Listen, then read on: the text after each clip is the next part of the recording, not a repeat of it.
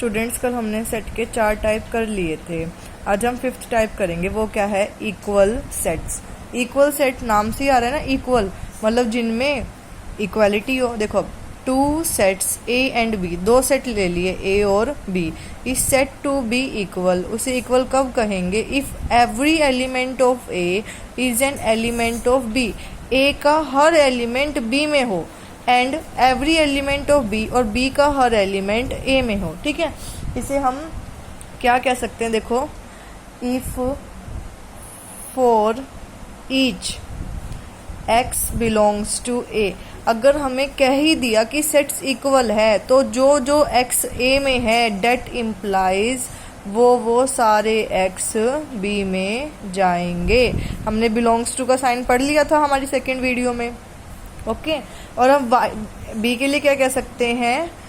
For each y belongs to b implies y belongs to a। Okay, इसके लिए हम एक एग्जाम्पल लेते हैं। For example,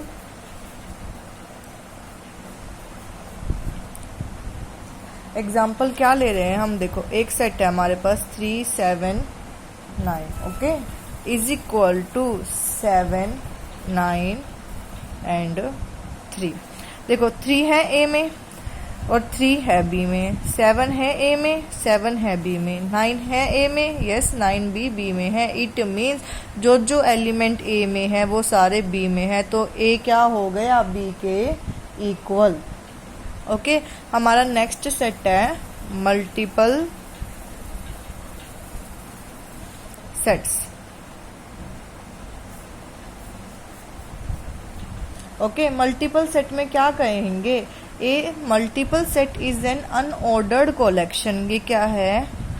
unordered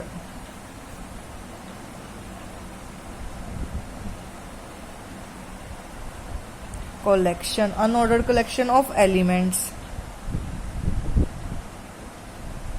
Okay, in which an element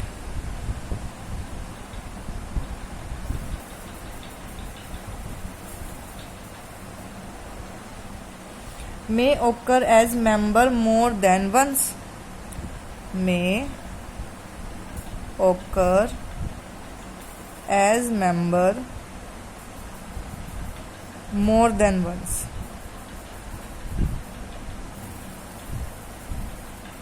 ठीक है, इसका मतलब क्या है? देखो, जैसे अब हमारे इक्वल सेट में क्या था? 3 7 9 एक एक बार आ रहा था ना। अब क्या है? जो एलिमेंट है वो एक से ज्यादा बार मिलेंगे। फॉर एग्जाम्पल, हमने एक सेट ले लिया। ओके, इसमें क्या है? A B B C C D D D. Okay, इसे हम मल्टीपल सेट क्यों कह रहे हैं? देखिए, बी क्या है? 2 बार आ रहा है, सी भी 2 बार आ रहा है, और डी भी 3 बार आ रहा है, मतलब एक एलिमेंट रिपीट कर रहा है। ठीक है, अब ना जो एलिमेंट जितनी बार रिपीट कर रहा है ना, उससे हम डिफाइन करेंगे मल्टीप्लिसिटी से।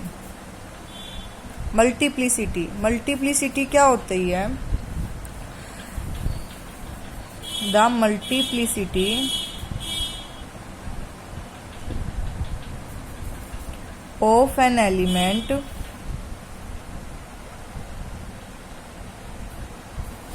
क्या होएगी? is the number of times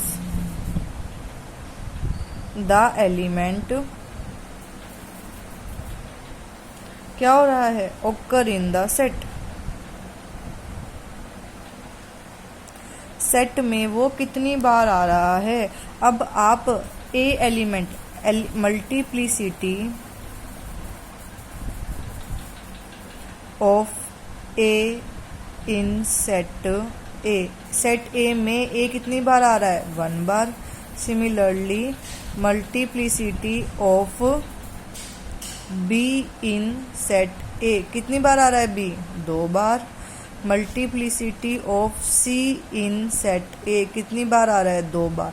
तो जो एलिमेंट जितनी बार रिपीट करेगा ना, हम उसे क्या कहेंगे? उसकी मल्टीप्लिसिटी। ठीक है, अब हमारा सिर्फ एक सेट रह गया, डेट इज इक्विवेलेंट सेट। पर उसको इक्विवेलेंट सेट को डिफाइन करने से पहले हमें एक डेफिनेशन और चाहिए, डेट इज हम उसको नोट के हिसाब से लिख लेते हैं। क्या है वो, cardinal number of a finite set. Okay, अब हम सीखेंगे कार्डिनल नंबर क्या होते हैं। क्या बोल रहा है ये, the number of elements in a finite set. Finite set के अंदर कितने नंबर ऑफ एलिमेंट्स हैं इज नोन एज, उसे हम क्या कहेंगे, एज कार्डिनल नंबर, या फिर और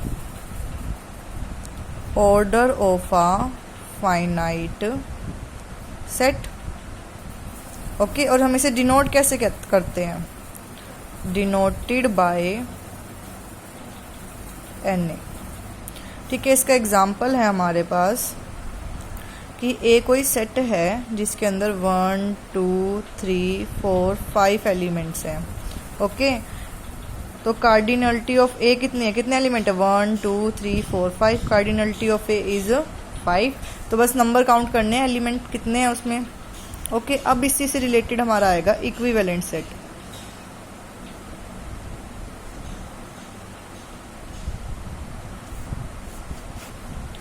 ठीक है, इक्विवेलेंट सेट क्या कहेगा, two finite sets A and B are said to B